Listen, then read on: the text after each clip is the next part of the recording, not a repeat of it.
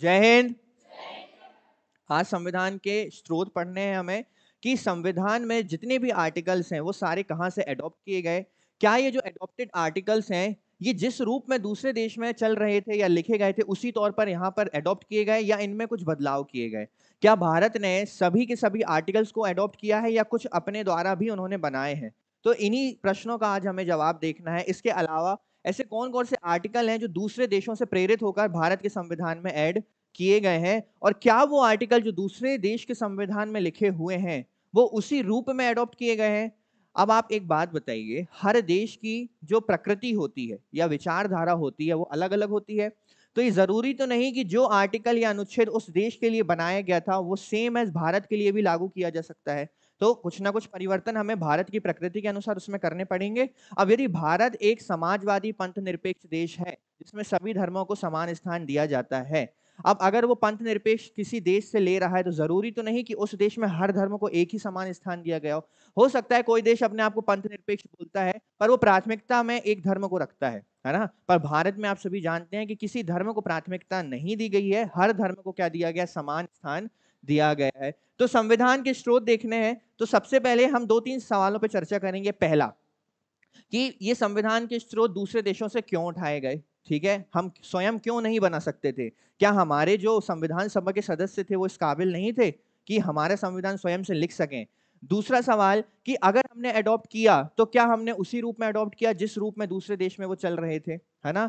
और तीसरी चीज आज हम जो देखेंगे कि भारतीय संविधान को उधार का थैला जो कहा जाता है वो किस हद तक सही है और क्या उसमें कही जाने वाली बातें सभी सत्य हैं, और अगर उधार का थैला भारत नहीं है या कंप्लीटली नहीं है तो क्यों नहीं है। तो इन तीन सवालों पे आज हमारा सारा लेक्चर रहेगा और हम ये देखेंगे कि वो कौन कौन से आर्टिकल्स हैं जो कहां से लिए गए, दूसरे देशों से लिए गए। अच्छा, ये तो आप लोगों को पता है ना कि जब संविधान सभा बनी थी तो उसमें समितियां बनाई गई थी और उन समितियों को अलग अलग क्षेत्र के कार्य दिए गए थे। लगभग 60 देशों के संविधान का अध्ययन इस समिति के द्वारा किया गया था। अब जब 60 देशों के संविधान का अध्ययन किया गया है तो जरूरी बात ये तो बनती है कि हर देश में कुछ ना कुछ तो अच्छा रहा होगा, तो वो चीज वहां से अडॉप्ट की गई होगी। पर क्या उसी रूप में अडॉप्ट की गई कि मान लीजिए यदि किसी देश के संविधान में मौलिक अधिकार को लेकर कोई बिंदु लिखा है तो क्या उसे सेम एज उठाकर कॉपी किया गया या भारत की प्रकृति के अनुसार उसमें कुछ परिवर्तन कर कर उसको ऐड किया गया, तो ये चीज हमें देखना है।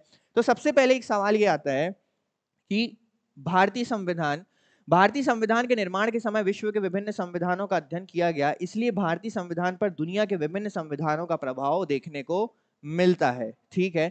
विदेशी संविधानों से विभिन्न प्रावधानों को क्यों लिया गया, वही सवाल आया कि हम अपना संविधान हमने स्वयं क्यों नहीं लिखा, हमने क्यों उसे विश्व से अडॉप्ट किया। तो उसके दो कारण थे। सबसे पहला कारण था कि भारत ने या भारत के संविधान सभा के सदस्यों ने आज तक किसी भी देश का या स्वयं के देश का संविधान नहीं बनाया था, ना ही उन्हें इस फील्ड में कुछ नॉलेज था कि संविधान आखिर किस प्रकार से बनाया जाता है। जब संविधान सभा ने कार्य प्रारंभ किया तब विश्व के विभिन्न संविधान बेहतर प्रावधानों को शामिल करने का निश्चय किया गया। इसके दो कारण थे। भारतीयों ने इससे पहले कभी भी संविधान नहीं बनाया था इसलिए उन्हें अनुभव नहीं था। जब भारत का संविधान बन रहा था तब कुछ देश ऐसे थे जहां उनका संविधान बहुत अच्छे तरीके से वर्क कर रहा था। तो देखो इसे बोला जाता है स्मार्ट वर्क, है ना। या तो आप क्या करते, अपने ईगो में जाते और संविधान सभा में बैठकर चर्चा करते कि जो पॉइंट होंगे वो हमारे ही दिमाग की उपज होगी और हम ही सोचकर उसको बनाएंगे। बेहतर है कि जो विश्व के लोगों ने इतना दिमाग का यूज किया, बुद्धि का उपयोग किया और अपने देश के संविधान को लिखा, तो इससे अच्छा आप सीधे क्या करो, उनको पढ़ना शुरू करो, उसमें से जो जो अच्छा लग रहा है उसको एडॉप्ट कर लो और उन देशों से एडॉप्ट करो जिनका संविधान अच्छे तरीके से आज भी वर्क कर रहा है। ऐसा नहीं कि जिन देशों के संविधान आज भी सही नहीं चल रहा हम उनसे कुछ एडॉप्ट कर रहे हैं। तो ये कारण थे कि हमने संविधान क्यों नहीं खुद से लिखा, क्यों एडॉप्ट किया। इसके बाद क्योंकि भारतीय संविधान में अधिकांशतः बाहरी तत्वों को लिया गया इसलिए भारतीय संविधान को क्या कहा जाता है, उधार का थैला कहा जाता है।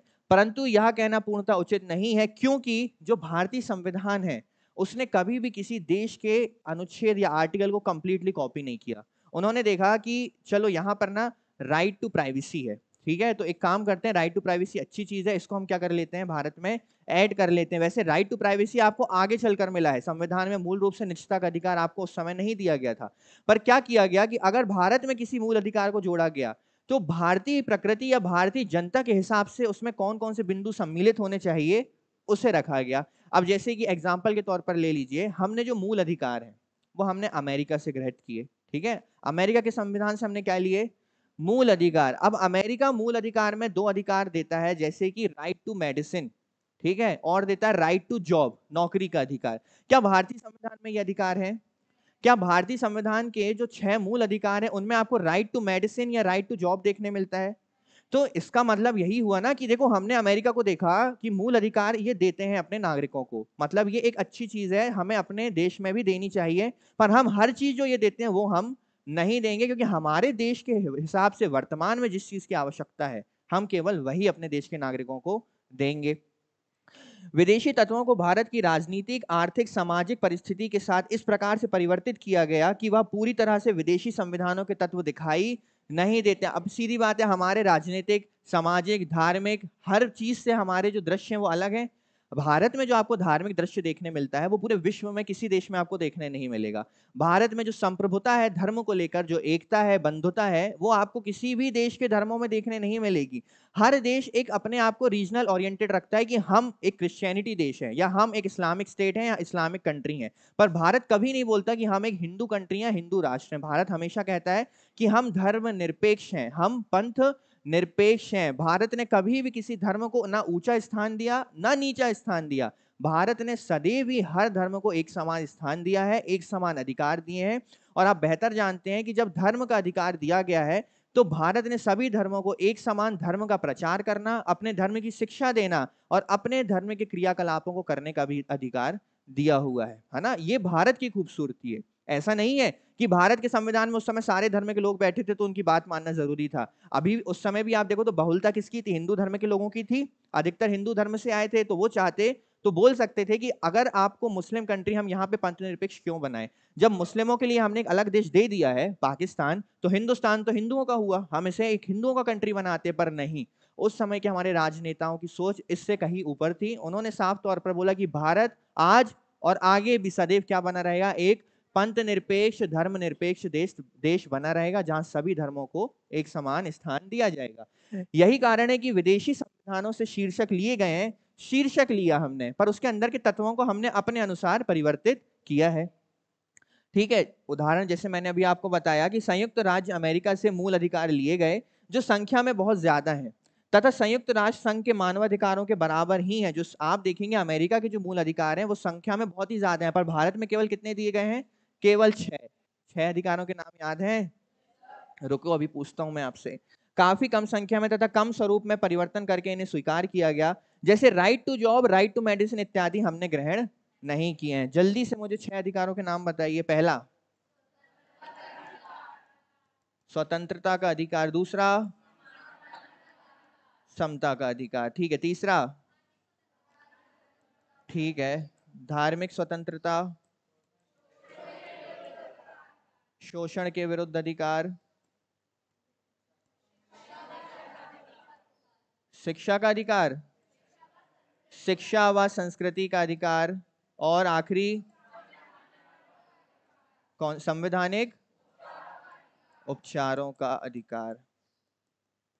अब ये जो आपको दिए गए हैं 6 मूल अधिकार, इसके अंतर्गत आपको इतने सारे बिंदु दिए गए हैं जिसमें आपके सारे अधिकार कवर हो जाते हैं। तो समझ में आया कि भारत का संविधान कोई उधार का थैला नहीं है। हाँ, हमने स्मार्ट वर्क कर कर शीर्षक और टाइटल्स जरूर लिए हैं, पर हमने उसमें अपनी बुद्धि का उपयोग करके उसके अंदर परिवर्तन किए हैं, जो भारत की प्रकृति, भारत की राजनीतिक, धार्मिक और आर्थिक विचारधारा पर आधारित है। इसी कारण आज भी ये संविधान अपनी नींव पर टिका हुआ है, ठीक है।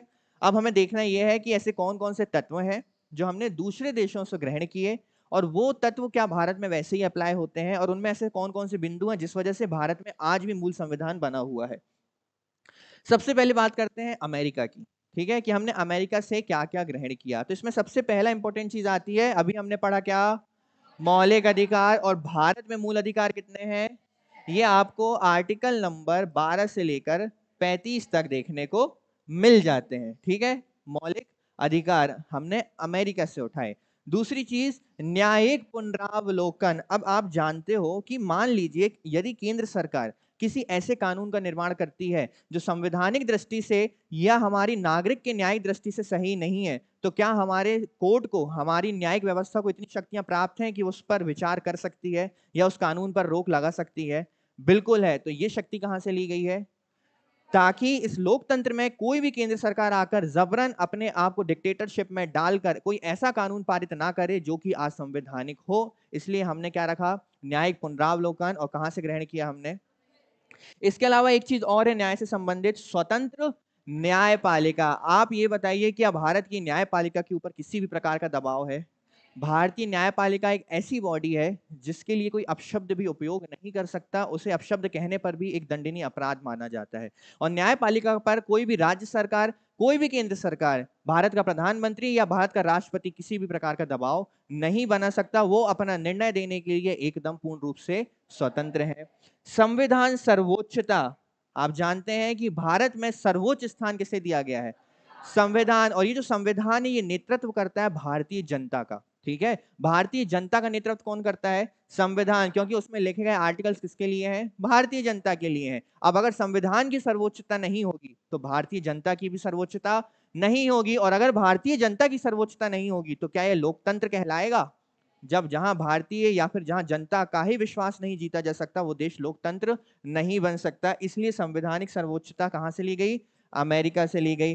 राष्ट्रपति पर महाभियोग। भारत में राष्ट्रपति चुने जाते हैं, उस राष्ट्रपति को जब पद से हटाना होता है तो एक प्रक्रिया होती है जिसे महाभियोग कहा जाता है। जब मैं आपको राष्ट्रपति पढ़ाऊंगा तो ये प्रक्रिया डिटेल में बताऊंगा। अभी बस इतना याद रखिए कि राष्ट्रपति को हटाने की प्रक्रिया को बोलते हैं राष्ट्रपति का महाभियोग, जिसे इम्पीचमेंट कहा जाता है ना। और ये हमने कहां से लिया है? अमेरिका से। इसके बाद उपराष्ट्रपति का पद कि उपराष्ट्रपति का पद, उच्चतम एवं उच्च न्यायालय के न्यायाधीशों को हटाने की विधि, ये हमने कहां से लिया? अमेरिका से लिया। ये अभी याद कराऊंगा मैं आपको, चिंता मत करना। वित्तीय आपातकाल। वित्तीय आपातकाल का मतलब होता है कि आर्थिक रूप से जब कोई भी देश इतनी बुरी कंडीशन में चल रहा हो कि वो वित्तीय स्थिति में उठ नहीं पा रहा है, तो उस समय वो क्या लगा देते हैं? वित्तीय आपातकाल पर। या फिर आपकी मुद्रा इतनी गिर चुकी है कि अब उसकी कोई वैल्यू नहीं रह गई। पर भारत में आज तक वित्तीय आपातकाल नहीं लगाया गया और ना ही कभी लगाया जाएगा। पर हमने अडॉप्ट किया है इसको कहां से? अमेरिका से। और यथोचित विधि प्रक्रिया, उचित विधि प्रक्रिया, कानून की प्रक्रिया, ये कहां से ली गई है? आपकी अमेरिका से। तो चलो एक बार ये बताइए, मौलिक अधिकार कहां से लिए गए? अमेरिका से लिए गए। राष्ट्रपति पर महाभियोग कहां से लिया गया है? चलो इसकी मैं आपको एक ट्रिक बताता हूं। आपने एक नाम सुना होगा, जॉनसन्स। सुना है? जॉनसन्स नाम सुना है कंपनी? आप याद रखिए मॉनसन्स। याद रख सकते हो? मॉनसन्स। मुंह से मौलिक अधिकार, ना से न्यायिक पुनरावलोकन, सन से संवैधानिक सर्वोच्चता, और ये आधा सा है, आधा सा से स्वतंत्र न्यायपालिका। और मॉनसन्स आप याद रखेंगे, मॉनसन्स राव। याद रख सकते हो, एक सरनेम होता है राव, आप याद रखिए राव। क्या ट्रिक बताया मैंने आपको? मॉनसन्स राव। अब आप देखना, ये रा से क्या होगा? राष्ट्रपति पर महाभियोग। और ऊ से क्या होगा? उपराष्ट्रपति का पद। पर ये ट्रिक आकर यहाँ समाप्त हो जाती है। और मैं ये चाहता हूं पर्सनली कि हम ट्रिक से चीजों को ना पढ़ें, हमें सिंपल एक कनेक्टिविटी ऐसी होनी चाहिए कि आपके दिमाग में आया उपराष्ट्रपति का पद, हाँ ये अमेरिका से लिया गया है। ठीक है, आपने बोला मौलिक अधिकार, तो जैसे मैंने आपको बताया ना कि सब आपका जो मूल अधिकार था अमेरिका का वो काफी वास्ट था। उसमें राइट टू जॉब था, राइट टू मेडिसिन था। तो इससे आपको एक स्टोरी लाइन मिल गई कि हम कनेक्ट किससे हो चुके हैं? अमेरिका से। तो मौलिक अधिकार कहां से लिए गए हैं? अमेरिका से।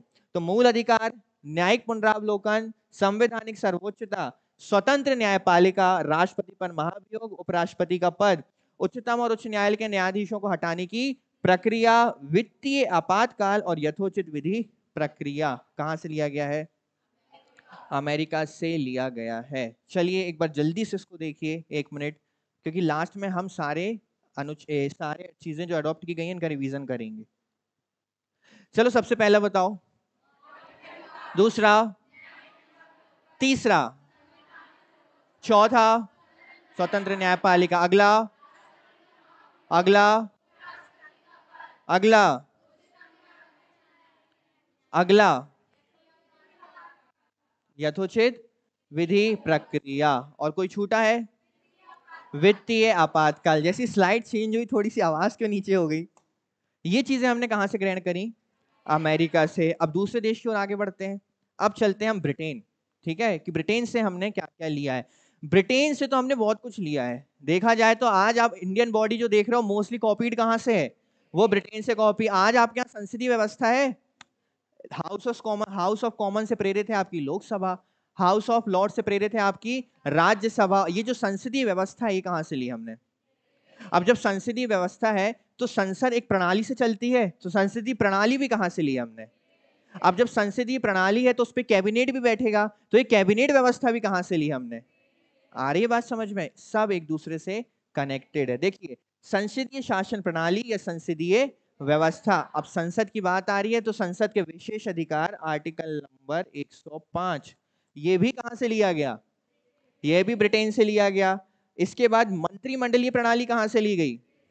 तो संसद से संबंधित जो चीजें हैं वो आपको साफ तौर पर देखने मिलती है कहां से ली है हमने? ब्रिटेन से ली है। इसके बाद एक शब्द आता है एकल नागरिकता। इस शब्द से परिचित हैं आप? अब एक बात बताइए, आप अभी किस राज्य के निवासी हैं? मध्य प्रदेश के हो? ठीक है। अब मध्य प्रदेश के आप निवासी हैं, तो आपके आधार कार्ड में क्या ये लिखा हुआ है मध्य प्रदेश के नागरिक? लिखा हुआ है? आपके आधार कार्ड में क्या लिखा हुआ है? कि आप भारत के नागरिक हैं। क्या आपको मध्य प्रदेश के अलावा किसी दूसरे स्टेट में जाकर यदि घर बनाना है, मान लीजिए उत्तर प्रदेश में, तो क्या आपको उत्तर प्रदेश की नागरिकता लेना पड़ेगा? नहीं लेना पड़ेगा। ये कहलाता है एकल नागरिकता, कि आपको केवल एक नागरिकता दी जाएगी और वो होगी देश की, आपके भारत की नागरिकता, जिस नागरिकता के आधार पर आप पूरे भारत में निवास और व्यापार कर सकते हैं। इसके अलावा तो एकल नहीं होती, तो और क्या होती है? इसके अलावा होती है दोहरी नागरिकता, जो अमेरिका फॉलो करता है। अमेरिका में एक आपकी सिटीजनशिप होती है अमेरिका की, और एक सिटीजनशिप होती है आप जिस स्टेट में रह रहे हैं उसकी। तो भारत ने किसको अडॉप्ट किया? क्योंकि हम जानते हैं कि जब संविधान सभा पहले प्रांतीय स्वरूप को नकार चुकी थी, जब प्रांतीय आपकी संविधान समिति बनाई गई थी, उन्होंने सजेस्ट किया था कि प्रांतों के संविधान बनाने जाने चाहिए। संविधान सभा ने क्या बोला? नहीं बनाना हमें। ठीक है, तो बस हमने किसको फॉलो किया है? एकल नागरिकता को। विधि निर्माण प्रक्रिया, आज कानून जिस प्रकार से बनाया जाता है संसद में, लोकसभा में पास होता है, राज्यसभा में पास होता है, ये प्रक्रिया हमने कहां से उठाई है? ब्रिटेन से। विधि का शासन, आज भारत में हर चीज, हर प्रणाली किस आधार पर चलती है? कानून के आधार पर चलती है। क्या ऐसा होता है कि ये पीएम ने कहा है तो मानना पड़ेगा, या ये इस सांसद या एमपी ने कहा है तो मानना पड़ेगा? हर चीज के पीछे एक प्रोसेस है, वो प्रोसेस है आपकी विधि निर्माण की प्रोसेस, और वो जब पास होती है तो वो बन जाता है कानून, और उस कानून पर हमारा फिर विधि का शासन चलता है। इसका मतलब कि भारतीय शासन पूरे तौर पर विधि के आधार पर चलता है, किसी भी प्रकार का बाहरी और आंतरिक हस्तक्षेप इस पर नहीं। एक बार जो कानून बन गया तो वो बन गया। मंत्रिमंडलीय प्रणाली। इसके बाद आप ये बताइए, हमारे यहाँ पर जो राष्ट्रपति हैं, ठीक है, वो एक प्रतीकात्मक या नाम मात्र का महत्व रखते हैं, क्योंकि कार्यपालिका प्रमुख कौन है हमारे यहाँ पर? प्रधानमंत्री। पर राष्ट्र, अगर आप अमेरिका को देखें तो वहां प्रमुख कौन होता है हर चीज का? पर हमने उसको अडॉप्ट नहीं किया। हमने अडॉप्ट किया किस प्रणाली को? ब्रिटेन की प्रणाली को, जहां कार्यपालिका प्रमुख होते हैं पीएम, पर वहां पे एक राज अध्यक्ष भी होते हैं जो एक प्रतीकात्मक या केवल नाम मात्र के होते हैं। तो आज हमारे यहाँ पर है राष्ट्रपति। ये चीज हमने कहां से ली? चुनाव में सर्वाधिक मत प्राप्ति के आधार पर जीत का फैसला, ये तो आप जानते हो। अब देखो, संसदीय प्रणाली ली है तो इलेक्शन में जो ज्यादा सीट लाएगा वही तो अपनी सरकार बनाएगा, तो ये भी हमने कहां से लिया? देखो ब्रिटेन कितना आसान है, हर चीज संसद के इर्द गिर्द घूम रही है। संसदीय प्रणाली कहां से ली? संसदीय व्यवस्था कहां से ली?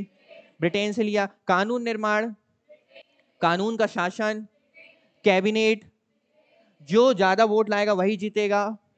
राज अध्यक्ष केवल प्रतीकात्मक होगा। बस एक चीज हटा दीजिए, एकल नागरिकता इंपॉर्टेंट है, पूछा जाता है, याद रखेंगे। एकल नागरिकता कहां से ली गई है? ब्रिटेन से लिया गया है। तो ये चीजें हमने कहां से अडॉप्ट की? आगे बढ़े दूसरे देशों की ओर। चलिए, ये ब्रिटेन से ले लिया। अब चलते हैं आयरलैंड। बहुत ही आसान ट्रिक है, देखो इसकी, आप एक शब्द बस याद रखना, नीरा। याद रख सकते हो? नीरा दिमाग में आया तो आयरलैंड आ जाना चाहिए, और नीरा में आपके तीनों के तीनों आर्टिकल्स कवर हो जाएंगे जो पॉइंट्स उठाए गए हैं। ठीक है, नीरा का मतलब होता है नी से नीति निर्देशक तत्व। अच्छा, ये नीति निर्देशक तत्व क्या होते हैं? अब क्या है ये नीति निर्देशक तत्व?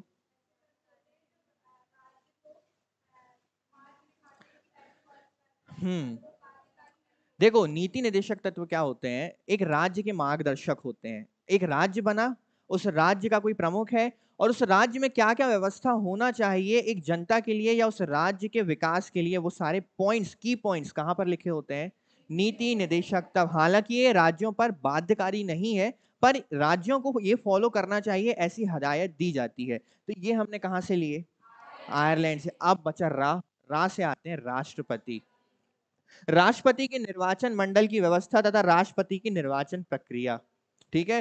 राष्ट्रपति का निर्वाचक मंडल कौन होगा, यानी ऐसे कौन कौन है जो राष्ट्रपति के निर्वाचन में पार्टिसिपेट करेंगे, और वो कौन सा सिस्टम या आधार होगा जिसके तहत राष्ट्रपति का निर्वाचन किया जाएगा? कहां से लिया गया?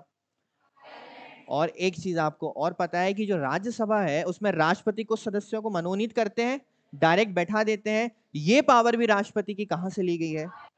तो आयरलैंड से तीन चीजें हैं। ठीक है। ट्रिक क्या है इसकी? नीरा। पहली चीज, दूसरी चीज निर्वाचन, तीसरा, क्लियर है? ये हो गया आयरलैंड। एकल नागरिकता कहां से ली हमने? स्वतंत्र न्यायपालिका कहां से ली? अमेरिका। उपराष्ट्रपति का पद कहां से लिया? अमेरिका। राष्ट्रपति केवल प्रतीकात्मक रहेगा, कहां से लिया? या राज्य अध्यक्ष केवल प्रतीकात्मक रहेगा, कहां से लिया? ब्रिटेन। संसदीय प्रणाली व्यवस्था कहां से ली? ब्रिटेन से ली है। ठीक है। न्यायिक पुनरावलोकन कहां से लिया? और राज्यसभा पर राष्ट्रपति द्वारा मनोनयन कहां से लिया? इतनी ही तेजी से आपके दिमाग में भी ये चीजें स्टोर होनी चाहिए, है ना, कि कोई पूछे और तुरंत आप उसके मुंह पे क्या फेंक के मार दो? जवाब ही फेंक के मारना, कुछ और नहीं मार देना। ठीक है। कनाडा। कनाडा जिसके साथ हाल में भारत के संबंध कुछ ज्यादा ही बेहतर चल रहे हैं, है ना। अच्छा, एक विदेश मंत्री का स्टेटमेंट आया यूएस के, कि कनाडा और इंडिया की लड़ाई एक हाथी और चींटी की लड़ाई के समान है ना। अब यहाँ हाथी कौन है और चींटी कौन है? इंडिया यहाँ पर हाथी है, और चींटी कौन है? अब यहाँ ना वो ज्ञान मत बखारना कि एक चींटी हाथी को भी मार सकती काट काट कर, है ना, पर एक हाथी पैर रख के चींटी को भी कुचल सकता है। आप ये भी बेहतर समझिए, है ना। कनाडा शायद ये भूल रहे हैं कि आज जो अलायंस दुनिया में बना हुआ है भारत का अन्य देशों के साथ, वो इतना मजबूत है कि लोग इंडिया का सपोर्ट करें ना करें, कनाडा का सपोर्ट तो नहीं करेंगे इंडिया के अगेंस्ट में। ये जस्टिन ट्रूडो समझ नहीं रहे हैं, और ना समझे तो बेहतर है, उनके जाने का समय भी हो गया है सीट से। ठीक है। अब देखते हैं कनाडा द्वारा क्या क्या ग्रहित किया गया है। संघात्मक विशेषता सशक्त केंद्र के साथ, इस नाम, इस शब्द को थोड़ा बेहतर तरीके से सुनिए। सशक्त केंद्र बोला मैंने, ये सशक्त केंद्र क्या होता है? कोई बताएगा सशक्त केंद्र क्या होता है? हाँ, सशक्त केंद्र मतलब मजबूत कौन होगा? केंद्र। आप एक बात बताइए, वो केंद्र किस काम का जिसके ऊपर राज्य हावी हो जाए, है ना, जिस पर राज्यों का शासन हावी हो जाए और केंद्र चाहकर भी कुछ ना कर पाए, वो केंद्र किस काम का? अगर ऐसा है तो फिर वो संघ किस काम का? जब हमने संघात्मक व्यवस्था बनाई है कि हमने राज्यों को मिलाकर एक केंद्र बनाया है, तो केंद्र कैसा होना चाहिए? पावरफुल होना चाहिए, एक नेतृत्व की दृष्टि से वो मजबूत होना चाहिए। तो ये जो सशक्त केंद्र की विचारधारा, ये हमने कहां से अडॉप्ट की है? तो याद रखना, केवल संघीय व्यवस्था नहीं, केवल राज्यों को जोड़कर संघ बनाना नहीं, राज्यों को जोड़कर संघ बनाने के साथ सशक्त केंद्र यानी मजबूत केंद्र की व्यवस्था हमने कहां से ली है? ठीक है। ये आगे अपशिष्ट विषय आपके। अपशिष्ट विषय व शक्तियों केंद्र के पास। एक चीज बताना, जो विषय होते हैं या तो राज्य के विषय होते हैं, या तो केंद्र के विषय होते हैं, या तो समवर्ती सूची अर्थात दोनों के विषय होते हैं। अब कुछ विषय ऐसे होते हैं जैसे वन्य जीव संरक्षण, है ना, वन्य संरक्षण। कुछ विषय ऐसे होते हैं जिन पर सोचा नहीं जा सकता कि एक्चुअल में ये पूरे तौर पर किसको दिए जाए, तो ये रख दिए जाते हैं क्या? अपशिष्ट विषय, जिसे रेसिडुअल सब्जेक्ट्स बोला जाता है। अब हमने देखा था जब ब्रिटेन के एक्ट पढ़ रहे थे हम, कि वहां पर ये शक्तियां किसको दी गई थी?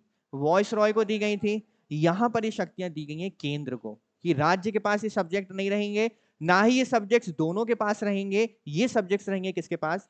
केंद्र के पास। और ये सब्जेक्ट्स रहेंगे केंद्र के पास। इस पॉइंट को हमने कहां से उठाया? कनाडा से लिया। कनाडा से हमने ली संघात्मक व्यवस्था, और हमने बोला मजबूत कौन रहेगा? केंद्र रहेगा। फिर हमने लिया वहां से अपशिष्ट विषय, और अपशिष्ट विषय कौन रखेगा? यह भी केंद्र रखेगा। केंद्र के द्वारा राज्य के राज्यपालों की नियुक्ति। भारत में आज राज्यपालों की नियुक्ति कौन करता है? हमारा केंद्र करता है कि मध्य प्रदेश की सरकार करती है? केंद्र करता है ना। तो ये हमने कहां से अडॉप्ट किया?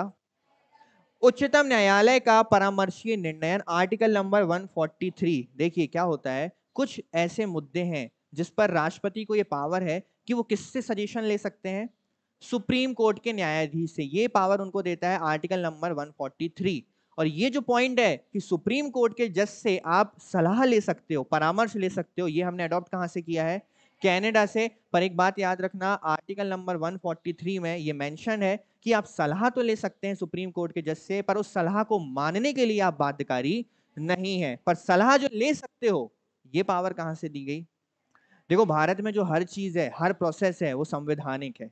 ऐसा नहीं हो सकता कि आज हमारे मल्ला के एमपी या हमारे कहीं के एमपी फोन करें सीधे प्रधानमंत्री को, बोलें कि मुझे इस क्षेत्र में समझ में नहीं आ रहा, आप मुझे कोई सजेशन दीजिए। इस प्रकार की कोई पावर का उल्लेख हमारे संविधान में नहीं किया गया। अगर किया गया होता तो बिल्कुल ये कर सकते थे फोन। अब देखो वो अपने प्राइवेट, अपने पर्सनल संबंधों में करें वो अलग बात है, क्या संवैधानिक तौर पर फोन किया जा सकता है मदद मांगने? तो नहीं किया जा सकता है ना। पर राष्ट्रपति क्या फोन कर कर, मतलब एग्जांपल दे रहा हूं, क्या सलाह मशवरा ले सकते हैं सुप्रीम कोर्ट के जज से? तो हाँ ले सकते हैं, क्योंकि इसकी पावर हमें संविधान देता है। संघ तथा राज्य के बीच शक्तियों का विभाजन। ठीक है, संघ की अलग शक्तियां और राज्य की अलग शक्तियां, मतलब कौन सी शक्तियां संघ के पास या केंद्र के पास होंगी और कौन सी शक्तियां राज्य के पास होंगी। तो आप देखो कनाडा जैसी हमारे दिमाग में आ रहा है तो बार बार एक चीजें आ रही हैं, केंद्र राज्य आ रहा है। तो वही चीज है, संघात्मक व्यवस्था सशक्त केंद्र के साथ कहां से लिया? अपशिष्ट विषय कहां से लिया? किसके पास रहेंगे अपशिष्ट विषय? केंद्र के पास। केंद्र के द्वारा राज्य के राज्यपालों की नियुक्ति, उच्चतम न्यायालय का परामर्शी क्षेत्राधिकार और संघ तथा राज्य के बीच शक्तियों का बंटवारा कहां से लिया? ये हमने कनाडा से लिया। ठीक है, नीति निर्देशक तत्व कहां से लिए? न्यायिक पुनरावलोकन कहां से लिया? उपराष्ट्रपति का पद कहां से लिया? एकल नागरिकता कहां से लिया? संसदीय प्रणाली कहां से ली? इतनी ही जल्दी आपको चीजें याद होनी चाहिए। ठीक है, अब आगे बढ़ते हैं। आप एक चीज याद रखना, ये हम टाइटल्स जरूर उठा रहे हैं पर इनके अंदर हम भारत की प्रकृति के अनुसार क्या कर रहे हैं, परिवर्तन कर रहे हैं। ठीक है, जर्मनी द्वारा क्या लिया गया? आपातकाल के दौरान राष्ट्रपति को मूल अधिकारों के स्थगन संबंधी शक्तियां। अब ना थोड़ा इस चीज को ध्यान से समझना, मैं वो चीज यही क्लियर कर दे रहा हूं फिर आगे पढ़ेंगे। एक होता है आपातकाल उपबंध, ठीक है, और एक होता है आपातकाल के समय मूल अधिकारों का स्थगन। ये दो चीजें हैं, है ना। अक्सर क्या होता है, हम समझते हैं कि दोनों ही चीजें एक हैं, पर ऐसा नहीं। अब ध्यान से सुनना, भारत में जब भी आपातकाल लगाया जाएगा तो वो आपातकाल की प्रकृति क्या होगी, या वो आपातकाल का जो उपबंध है, वो जो एडॉप्ट किया गया है आपातकाल, ये किया गया है 1935 एक्ट से। याद है 1935 एक्ट? तो ये अडॉप्ट हमने कहां से किया? 1935 एक्ट, भारत शासन अधिनियम 1935। पर आपातकाल के समय आपके मूल अधिकारों का स्थगन किया जाएगा। देखो दो मूल अधिकार छोड़कर सारे खत्म हो जाते, दो आर्टिकल छोड़कर सारे समाप्त हो जाते हैं, वो हम उसमें पढ़ेंगे मूल अधिकारों में। पर आपके जो सभी मूल अधिकारों का स्थगन यानी समाप्त किए जा रहे हैं, ये चीज हमने अडॉप्ट कहां से की है? जर्मनी से। इस बात को बहुत अच्छे से ध्यान रखना और इस डाउट को आज ही क्लियर कर लो और आज ही खत्म कर दो। यदि मैं सवाल पूछूं कि मूल अधिकारों का स्थगन जो किया जाता है वो कहां से किया गया, कहां से अडॉप्ट किया गया? जर्मनी से अडॉप्ट किया गया। और जो आपातकाल के उपबंध है कि आपातकाल क्या होगा, कैसा होगा, या आपातकाल क्या है, ये हमने कहां से अडॉप्ट किया? क्लियर है? ये एकदम क्लियर है आप लोगों को? ठीक है, अब चलते हैं साउथ अफ्रीका। भारतीय संविधान में एक बहुत अच्छी व्यवस्था की गई, संविधान संशोधन की गई है कि भारतीय संविधान को समय के अनुसार यदि किसी चीज की आवश्यकता पड़ती है तो वो उन्हें परिवर्तित कर सकते हैं या उसमें कोई नई चीज को जोड़ सकते हैं। ये हमने कहां से लिया? दक्षिण अफ्रीका। याद रखेंगे संविधान संशोधन, फेवरेट क्वेश्चन, आर्टिकल नंबर 368। 368 संविधान संशोधन प्रक्रिया कहां से अडॉप्ट की हमने? दक्षिण अफ्रीका। कुछ चीजें जो मैं आपको स्पेशली मेंशन कर रहा हूं वो याद रखेंगे। एकल नागरिकता जैसे कहां से लिया हमने? मूल अधिकार कहां से लिया हमने? ठीक है, राज्यसभा के सदस्यों का निर्वाचन। अब देखो फिर कंफ्यूज मत होना, राज्यसभा में जो राष्ट्रपति मनोनीत करते हैं ये कहां से लिया हमने?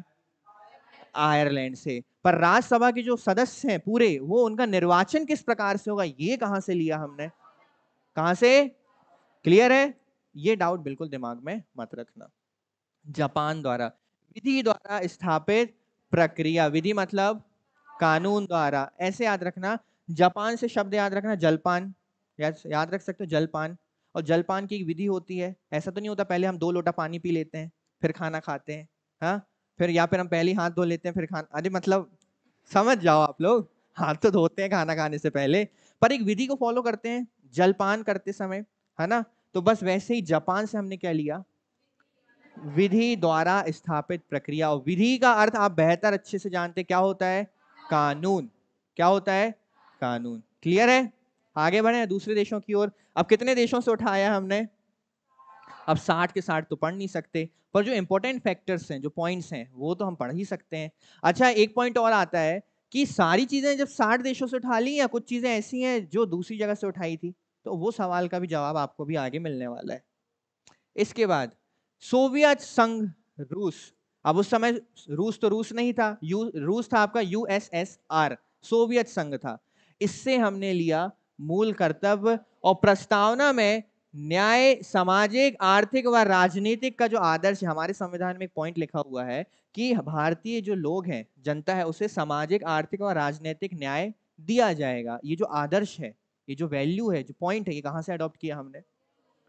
इसके अलावा एक चीज और, जब भारतीय संविधान में सिग्नेचर हो रहे थे अनुच्छेदों में, उस समय ये मूल कर्तव्य उसमें शामिल नहीं था, है ना। याद रखना, ये जो मूल कर्तव्य है, ये 42वें कॉन्स्टिट्यूशनल अमेंडमेंट 1976 के द्वारा भारतीय संविधान में ऐड किया गया था। इस 76 मतलब आजादी के काफी वर्षों के बाद। तो ये मूल कर्तव्य हमने कहां से कॉपी किए हैं, सोवियत संघ रूस से कॉपी किए हैं। ठीक है, तो 2 चीजें हो गई रूस से, पहला मूल कर्तव्य और दूसरा, ऐसे सवाल दिमाग में लाया करो, है ना, कि चलो वो पॉइंट बताओ हमें जो संविधान बनने के बाद में ऐड किया गया पर वो दूसरे देश से लिया गया है ना। तो ऐसे सवाल आपके दिमाग में क्लियर होने चाहिए, हर चीज का जवाब आपको पता होना चाहिए। जैसे अभी आपको पता है ना, अगर आपसे कोई बोले कि भारतीय संविधान उधार का थैला है, तो आप उसे समझा सकते हो कि नहीं, कंप्लीटली ऐसा नहीं है। हाँ, हमने अडॉप्ट जरूर किया है, पर हमने उसमें बहुत ज्यादा परिवर्तन किए हैं भारतीय प्रकृति के अनुसार। फ्रांस से देखिए क्या लिया हमने, गणतंत्रात्मक ढांचा। आज भारत रिपब्लिक है। अच्छा चलो ये बताओ गणतंत्र का मतलब क्या होता है, एकदम बेसिक सा सवाल है, गणतंत्र क्या होता है।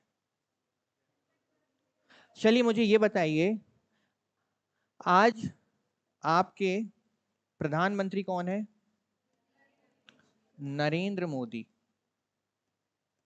ठीक है, मान लीजिए, चलिए इन्होंने विवाह नहीं किया, पर मान लीजिए इन्होंने विवाह किया होता और उनके एक पुत्र होते, तो क्या इनके पश्चात इनके पुत्र हमारे देश के प्रधानमंत्री बनते। हाँ, क्या भारत में इस प्रकार का राजतंत्र है कि उनकी मृत्यु के बाद, राजा की मृत्यु के बाद उसका ही पुत्र या उत्तराधिकारी अगला देश चलाने वाला बनेगा। नहीं है, भारत में है गणतंत्र व्यवस्था, है ना। भारत इस चीज को फॉलो नहीं करता। इसके अलावा एक पॉइंट और, क्या अगर पीएम नरेंद्र मोदी हैं तो ये भारतीय व्यवस्था को अपने अनुसार संचालित कर सकते हैं कि अब मैं देश का पीएम हूं, मैं अपने प्रकार से विधियों को बनाऊंगा और परिवर्तित करूंगा, ऐसा हो सकता है। क्योंकि भारत में एक संप्रभुता है, वो संप्रभुता उसको देता है भारतीय संविधान, और भारतीय संविधान नेतृत्व करता है भारतीय जनता का, और भारतीय जनता के लिए विधि बनाने की सारी प्रक्रियाएं लिखी हुई हैं भारतीय संविधान के अंदर। तो देश का जो नेतृत्व करता व्यक्ति है, वो कोई भी ऐसी विधि नहीं बना सकता जो भारतीय जनताओं की अधिकारों को हानि पहुंचाती हो। तो इसलिए भारत को क्या बोला जाता है, गणतंत्रात्मक व्यवस्था। और ये हमने कहां से लिया है, फ्रांस से। अब देखो, प्रस्तावना में न्याय, सामाजिक, आर्थिक, सामाजिक न्याय हमने कहां से लिया था, पर प्रस्तावना में स्वतंत्रता, समता और बंधुता का आदर्श हमने कहां से लिया। जब फ्रांस की क्रांति हुई थी, जब फ्रांस में क्रांति आई थी, तो उस समय इन 3 शब्दों पर सबसे ज्यादा जोर दिया गया था, स्वतंत्रता, समता, बंधुता। वहां के लोग इसी चीज की मांग कर रहे थे, हमें चाहिए स्वतंत्रता, हमें चाहिए समता, हमें चाहिए बंधुता। और उन्हें तो मिली ही मिली, पर इन जो 3 फैक्टर पॉइंट्स हैं जो काफी अच्छे थे, हमारे उस समय के समिति के लोगों को पसंद आए, तो उन्होंने अडॉप्ट करके किसमें ऐड करवा दिए, कि वो देश ही किस काम का, वो देश ही किस प्रकार का गणतंत्र जहां लोगों को स्वतंत्रता, समता या बंधुता ही ना हो, है ना। तो हम तो अपने नागरिकों को ये अवश्य देंगे। तो हमने स्वतंत्रता, समता और बंधुता को कहां से अडॉप्ट किया, फिर फ्रांस से अडॉप्ट किया। इसके बाद ऑस्ट्रेलिया की ओर चलते हैं। आपने 7वीं अनुसूची का नाम सुना है, हम पढ़ेंगे इसके बाद, पर 7वीं अनुसूची में 3 अनुसूचियां रखी गई हैं, राज्य सूची, संघ सूची और समवर्ती सूची। ये जो तीसरे नंबर की सूची है समवर्ती सूची, इसमें जो विषय रखे गए हैं उस पर राज्य और केंद्र दोनों मिलकर क्या कर सकते हैं, कानून बना सकते हैं। और ये जो समवर्ती सूची है ये हमने अडॉप्ट कहां से की है, ऑस्ट्रेलिया से अडॉप्ट की है। व्यापार वाणिज्य की स्वतंत्रता, संसद के दोनों सदनों की संयुक्त बैठक। अच्छा देखो ये पॉइंट नंबर 2 है, ठीक है, ये पॉइंट नंबर 3 है और ये आपका पॉइंट नंबर 4 है ना, वो 2 में सारा मिक्स हो गया है। देखो सबसे पहली चीज समवर्ती सूची कहां से लिया हमने, फिर व्यापार वाणिज्य की स्वतंत्रता। आप ये बताइए, आप भारत के किसी भी जिले में जाकर, किसी भी स्टेट में जाकर व्यापार कर सकते हैं क्या, उस स्टेट की परमिशन चाहिए? हाँ, पर कोई रूल होते हैं व्यापार खोलने से पहले, उन्हें फॉलो करो। इसका मतलब ये नहीं कि कहीं भी रोड के बीच में जाके अपनी ठेला डाल दिया, फुल्की बना के खिलाने लगे, ऐसा भी नहीं, है ना, कुछ नियम कानून होते हैं व्यापार करने के। संसद के दोनों सदनों की संयुक्त बैठक, आर्टिकल नंबर 108, मोस्ट इंपॉर्टेंट, कहां से लिया हमने, ऑस्ट्रेलिया से लिया। संसद की संयुक्त अधिवेशन तब बुलाया जाता है जब किसी कानून को पास करना है और दोनों ही सदनों को एक साथ बैठाना है, या फिर किसी कानून को लेकर जब दोनों सदनों में आपसी सहमति नहीं बैठ रही है तो दोनों को राष्ट्रपति आह्वान करके बोलते हैं कि आप भी आओ और आप भी आओ और बैठिए, हम इस पर चर्चा करते हैं और इस बिल को पास करते हैं। भारत में अब तक लगभग 4 से 5 बार संयुक्त अधिवेशन बुलाए जा चुके हैं। और मोस्ट इंपॉर्टेंट, प्रस्तावना की भाषा, लैंग्वेज ऑफ प्रियम्बल कहां से ली गई, हम भारत के लोग, भारत को एक संपूर्ण प्रभुत्व पढ़ा है, लोकतांत्रिक गणराज्य, ये जो भाषा है आपकी संविधान की कहां से ली गई है, ऑस्ट्रेलिया से। तो कितनी चीजें ली हमने, पहला कौन सी सूची, दूसरा, तीसरा, चौथा, ये कहां से लिया हमने, गणतंत्रात्मक व्यवस्था कहां से लिया, नीति निर्देशक तत्व कहां से लिए, न्यायिक पुनरावलोकन कहां से लिया, स्वतंत्र न्यायपालिका, विधि का शासन ब्रिटेन से। ठीक है, ठीक है, ये 2 पॉइंट अच्छे से याद रखना। प्रस्तावना में न्याय की जब बात होगी इन 3 आधारों पर, वो कहां से लिया है, सोवियत संघ रूस से। और संविधान में जब 3 पॉइंट, आप ना बिल्कुल याद कर लो कि इस चीज को लेकर कहां पर फ्रांस में क्रांति आई थी, 3 शब्दों को लेकर, स्वतंत्रता, समता, बंधुता। स्वतंत्रता, समता, बंधुता, किन लोगों ने आवाज उठाई, फ्रांस के लोगों ने, और हमने भी अडॉप्ट कहां से किया, फ्रांस से अडॉप्ट किया। ठीक है, अब एक बात को समझना, जो हमारा संविधान है, ठीक है, 26 नवंबर 1949, इसको मिटाई देते हैं एक सेकेंड, 1949, ये वर्ष इंपॉर्टेंट है, ये डेट इंपॉर्टेंट है। इसमें क्या किया गया था, हमारे संविधान को अंगीकृत, ठीक है। अब जब ये संविधान अंगीकृत होता है तो इसका एक मूल स्वरूप बनकर हमारे सामने प्रस्तुत किया जाता है, और इस मूल स्वरूप में कितने अनुच्छेद थे, 395 आर्टिकल्स थे। इसके कितने भाग थे, 22 इसमें भाग थे। और कितनी अनुसूचियां थी इसमें, 8 इसमें अनुसूचियां थी। चलिए ठीक है, अब हमें अनुसूचियां बाद में देखनी है, भाग बाद में देखनी है। फिलहाल हम क्या देख रहे हैं, ये जो आर्टिकल्स हैं, ठीक है, जो 395 आपके आर्टिकल्स ऐड किए गए, इसमें से लगभग 250 अनुच्छेद ये डायरेक्टली कहां से अडॉप्ट किए गए, गवर्नमेंट ऑफ इंडिया एक्ट 1935। इसलिए बोला जाता है कि भारतीय संविधान में आपको गवर्नमेंट ऑफ इंडिया 1935 की झलक देखने को मिलती है, क्योंकि जब आपने 395 में से लगभग 250, जो कि आधे से ज्यादा कहलाता है, कहां से अडॉप्ट कर लिया आपने, गवर्नमेंट ऑफ इंडिया एक्ट से। अब जो बचे हुए आपके आर्टिकल से, वो अब हम पढ़ रहे हैं अभी, जो इस देश से लिए, उस देश से लिए, ये तो हम जो बचे हुए हैं वो पढ़ रहे हैं, पर मोस्टली कहां से कॉपी कर लिए गए, गवर्नमेंट ऑफ इंडिया 1935 से। अभी 250 आर्टिकल तो हम देख नहीं सकते अभी कौन कौन से अडॉप्ट किए गए, पर जो उसमें इंपॉर्टेंट है वो हम जरूर देख सकते हैं। तो ये समझ में आया कि गवर्नमेंट ऑफ इंडिया एक्ट क्यों बोला जाता है, कि भारतीय संविधान में झलक किसकी देखने मिलती है, गवर्नमेंट ऑफ इंडिया, इसलिए देखने मिलती है क्योंकि हमने 250 आर्टिकल्स वहां से लिए। यहां तक समझ में आ रहा है, तेज तो नहीं हो रहा है या ज्यादा स्लो तो नहीं हो रहा है? भारत शासन अधिनियम 1935 के द्वारा ग्रहण किए गए तत्व। अब देखना, संघीय व्यवस्था कहां से ली हमने? अब मैं आपका एक डाउट यहां क्लियर कर देता हूं, ध्यान से सुनना। हमने अभी थोड़ी देर पहले देखा संघात्मक व्यवस्था कहां से कॉपी की हमने? कहां से? कनाडा से। कहां से? पर अब आप एक चीज देखिए, यहां लिखा है संघीय व्यवस्था, वहां भी लिखा था संघात्मक व्यवस्था। पर इस बात को ध्यान से समझना, संघात्मक व्यवस्था सशक्त केंद्र के साथ, संघात्मक व्यवस्था, ये पॉइंट कहां से अडॉप्ट किया? पर जो संघीय व्यवस्था है, ये तो आप जानते हो पहले शुरू हो चुका था 1935 में कि सारे प्रांतों को मिलाकर हम क्या बनाएंगे?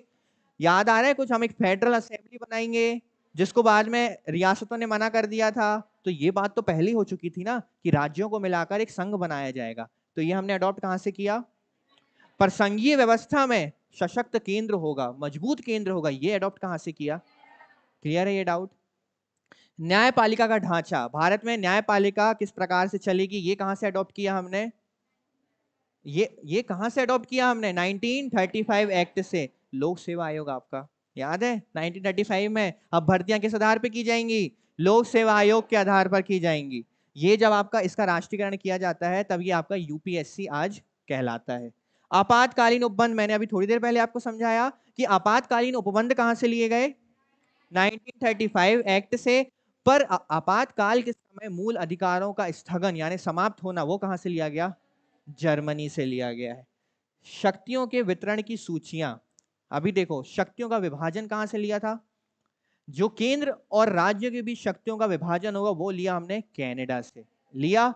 पर शक्तियों के वितरण की जो सूचियां हैं, समवर्ती सूची हटा दो, आप बाकी सूचियां कहां से ली हमने? क्योंकि जब हमने एक्ट पढ़ा था तो उसमें पढ़ा था एक राज्य सूची थी, एक संघ सूची थी, पढ़ा था। तो हमें देखने मिल रहा है कि तो सारी चीजें कॉपी पेस्ट हो रही हैं यहां पर आकर।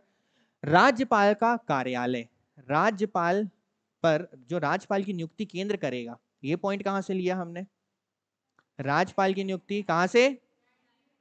राज्यपाल की नियुक्ति केंद्र करेगा, ये कहां से लिया हमने? कनाडा से। कहां से लिया? बेटा सो जाओ, एक काम करो, ठीक है, मैं लोरी गा देता हूं। ये लोरी कुछ अच्छी नहीं लग रही होगी, गाना गा देता हूं, है ना? फ्यूज उड़ जाता है तुम लोगों के दिमाग का। इसके बाद प्रशासनिक विवरण, भारत के प्रशासन का विवरण, ये कहां से लिया गया? 1935 एक्ट से। अब ध्यान से इस चीज को देखना, भारतीय संविधान के अनेक देशी और विदेशी स्रोत हैं, लेकिन भारतीय संविधान पर सर्वाधिक प्रभाव भारत शासन अधिनियम 1935 का देखने को मिलता है। संविधान के 395 अनुच्छेदों में से 250 अनुच्छेद ऐसे हैं जो भारत शासन अधिनियम 1935 से या तो शब्दानुसार यानी जिस प्रकार से लिखे थे सेम एज कॉपी पेस्ट किए गए, या फिर उनमें थोड़ा बहुत परिवर्तन करके उन्हें ग्रहण किया गया है। ठीक है, तो 395 में से 250 कहां से उठाए हैं हमने? 1935 से हमने लिए हैं। ठीक है, चलिए ये सब तो हो गया। एक सवाल का जवाब रह गया है, उधार का थैला। ठीक है, उधार का थैला, क्या भारत का संविधान उधार का संविधान है? तो आज इस पॉइंट को यहीं समाप्त कर देते हैं। ठीक है, जो भी सुन रहे हैं ध्यान से सुन लें कि भारत का संविधान उधार का थैला कहना सही नहीं है। भारत के संविधान को 26 नवंबर 1949 को अपनाया गया। लागू कब किया गया? इसे निर्मित करने के लिए संविधान सभा द्वारा संविधान निर्माण करने के लिए 60 से अधिक देशों का अध्ययन किया गया। इस आपको क्या लगता है संविधान, एक बात बताइए, संविधान कितने दिनों में बनकर तैयार हुआ? 2 वर्ष? कितने दिन? अब ये बताइए, ये जो वक्त लग रहा है आपको ज्यादा लग रहा है या कम लग रहा है? ये ज्यादा लग रहा है। बेटा देश के संविधान कुछ ऐसे भी हैं जहां 30-30 सालों में वो देश आज भी अपने देश का संविधान नहीं बना पाए, या कुछ देशों को 25-30 साल लग गए अपने देश के संविधान बनाने के लिए। 2 साल में भारत के जैसे, लगभग 3 साल के अंदर भारत जैसे संविधान को खड़ा करना, है ना, और उसकी नींव इतनी मजबूत होना कि आज भी उस संविधान में ऐसा कोई भी मूल बिंदु नहीं है जो भारत की संप्रभुता को ठेस पहुंचाता हो, है ना, या किसी वर्ग विशेष का नेतृत्व करता हो या वर्ग विशेष को प्रॉफिट देता हो। ऐसा संविधान इतने कम समय में लिखना हंसी खेल की बात नहीं है। तो उन लोगों का सम्मान करो जिन्होंने इस संविधान को लिखा है। इस अध्ययन के आधार पर उन देशों के विशिष्ट प्रावधानों को भारत की आर्थिक, सामाजिक व सांस्कृतिक परिस्थितियों के अनुसार परिवर्तित करके क्या किया गया है? लागू किया गया है। 1935 के भारत शासन अधिनियम से 250 से ज्यादा अनुच्छेदों को कुछ परिवर्तनों के साथ भारत के संविधान का हिस्सा बना दिया गया। भारत के द्वारा निश्चित रूप से विदेश के संविधान के प्रावधानों को स्वीकारा गया है, परंतु उनको अपने देश में परिवर्तन के साथ लागू किया गया है। ठीक है, अब देखो ये तो वही बात हो गई कि एक मित्र है, दो मित्र हैं, ठीक है। एक मित्र में बहुत अच्छी आदत है कि वो बड़ों का आदर और सम्मान करता है, ठीक है। और उसमें ही एक बुरी आदत ये है कि वो छोटों का सम्मान नहीं करता है, ठीक है। अब हम उसके साथ रहते हैं तो हमें उसका अध्ययन करके उससे कुछ अडॉप्ट करना है। तो हम अडॉप्ट कर लेंगे कि हमें बड़ों का सम्मान करना है, पर वो जो छोटों का आदर नहीं करता हम उसे अडॉप्ट नहीं। तो इसका मतलब ये तो नहीं होगा कि हम कंप्लीटली उसको कॉपी पेस्ट कर दिए या हम पूरा कॉपीड है, ऐसा नहीं है ना। तो अच्छे आदर्शों को लेना, अच्छे आदर्शों को अपने चीजों पर जोड़ना या निर्माण के समय ऐड करना कोई गलत डिसीजन नहीं था, वो एक समझदारी का डिसीजन था। अब देखो चेंजेस आपको देखने मिलेंगे। संसदीय, जैसे कि संसदीय शासन प्रणाली हमने कहां से ली है? ब्रिटेन से ली है, लेकिन हमने वहां के राजतंत्र को नहीं अपनाया। वहां एक राजतंत्र है, वहां उनके सिर पे क्वीन बैठी हुई है, बैठी हुई है। भारत में कोई क्वीन है क्या? है तो बताओ जरा, कोई क्वीन है यहाँ पर? नहीं है। बल्कि इनके स्थान पर भारत ने क्या फॉलो किया? गणतंत्र व्यवस्था, और हमें गर्व है अपनी गणतंत्र व्यवस्था पे, है ना। इसी प्रकार विधि का शासन भी कहां से अडॉप्ट किया हमने? ब्रिटेन से। लेकिन इसकी एक विशेषता जो रहती है कि मूल अधिकार संविधान से पहले आते हैं। इन्होंने क्या किया, जो ब्रिटेन है ना, ब्रिटेन में जो मूल अधिकार है उन्हें संविधान के ऊपर रखा गया है, और हमारे संविधान में मूल अधिकारों को संविधान के नीचे नहीं, भीतर, उसके भीतर रखा गया है। अब आप एक बात बताइए, आपने बोला मूल अधिकार संविधान से ऊपर है, तो मुझे एक मूल अधिकार प्राप्त है, अभिव्यक्ति की आजादी। तो इसका मतलब यह है कि मैं संविधान की भी बुराई या संविधान की भी आलोचना कहीं भी खड़े होकर कर सकता हूं, क्योंकि संविधान से ऊपर मेरे क्या है? पर उस समय के संविधान सभा के सदस्यों ने बोला नहीं, हम तो भारतीय मिट्टी को बहुत अच्छे से जानते हैं, यहाँ के लोगों को उंगली पकड़ाओ, हाथ पकड़ के खींच लेते हैं, है ना। तो उन्हें उंगली के बराबर ही हमको क्या देने हैं? अधिकार देने हैं। इसलिए सर्वोच्चता किसकी दी गई? अगर आज इस पॉइंट को कंप्लीटली फॉलो कर लिया जाता कि संविधान से ऊपर मूल अधिकार रख दिए जाते, तो आज हमारे संविधान पूरी रूप से ध्वस्त हो गया होता, है ना। क्योंकि अधिकारों के नाम पर जो काम हो रहे होते ना देश में, उसे रोका फिर नहीं जा सकता था। तो ब्रिटेन से हमने फॉलो तो किया विधि का शासन, पर हमने कंप्लीटली फॉलो किया क्या? हमने संविधान को ऊपर रखा या मूल अधिकारों को? और ब्रिटेन ने किसको ऊपर रखा? तो आप कैसे कह सकते हो उधार का थैला? कैसे कह सकते हो, है ना। सेम एज आपने बोला संसदीय जो शासन प्रणाली होती है, ये वहां पर राजतंत्र कहां पर है आपका? ब्रिटेन है। हमने आपकी संसदीय शासन प्रणाली ली, ठीक है, पर क्या हमने आपका राजतंत्र लिया? नहीं लिया ना। तो फिर कैसे बोला आपने उधारी का थैला? और इसके बाद भी आप उधारी का थैला बोल रहे हो, तो फिर आप मूर्ख हो, ठीक है ना। क्योंकि हमने तो अपनी समझदारी का उदाहरण दे दिया, आप लोगों की मेहनत सालों की पढ़कर उसमें से अच्छी चीजें उठाकर अपने अनुसार बदल के हमने अपने संविधान में ऐड कर दी और अपने संविधान का निर्माण कर दिया, ठीक है। इस वजह से आज भी हमारा संविधान एकदम सफल संविधान कहलाता है। तो ये थे वो सारे पॉइंट्स जो हमने अन्य देशों से अडॉप्ट किए, और जो अडॉप्ट नहीं किए वो अधिकतर पॉइंट्स कहां से लिए गए हैं? आपके 1935 एक्ट से लिए गए हैं। तो मैं आपसे ये पूछने वाला हूं कि कौन सा पॉइंट कहां से अडॉप्ट किया गया। मैं आपको एक दिन का बस समय दूंगा इन चीजों को याद करने के लिए, तो याद हो जाएंगे? बिल्कुल मुश्किल नहीं है, आज तो आपको अभी याद हो गए हैं। चलो बताओ, संघात्मक व्यवस्था में केंद्र सशक्त होगा कहां से लिया? कनाडा से लिया। केंद्र और राज्यों के बीच शक्तियों का बंटवारा कहां से लिया? ये भी कनाडा से लिया। अब एक चीज सोचकर थोड़ा सा जवाब देना, ठीक है। सामाजिक आर्थिक न्याय का आदर्श कहां से लिया? यूएसएसआर से, ठीक है। और अब 3 पॉइंट में बोल रहा हूं, स्वतंत्रता, समता और बंधुता का आदर्श कहां से? फ्रांस से लिया, ठीक है। अच्छा, आपातकाल के समय आपके मूल अधिकारों का स्थगन किया जाएगा कहां से लिया? बिल्कुल सही। और आपातकालीन उपबंध कहां से लिया? ये राष्ट्रपति पर जो महाभियोग चलाया जाएगा ये कहां से लिया? और उपराष्ट्रपति का पद भी कहां से लिया? अच्छा, संसदीय शासन प्रणाली और कैबिनेट व्यवस्था, विधि की निर्माण प्रक्रिया और विधि का शासन, न्यायिक सर्वोच्चता और न्यायिक पुनरावलोकन और एकल नागरिकता और समवर्ती सूची, ठीक है। नीति निदेशक तत्व, राष्ट्रपति द्वारा मनोनयन, राष्ट्रपति का निर्वाचन। बस देखो, आधे से ज्यादा तो याद हो गया आपको, बस एक बार रिवाइज कर लेना, उसके बाद कोई रोक सकता है क्या आप लोगों को? कोई रोक सकता है? क्लियर है? बाकी हम नेक्स्ट लेक्चर में पढ़ेंगे। चलिए, जय हिंद।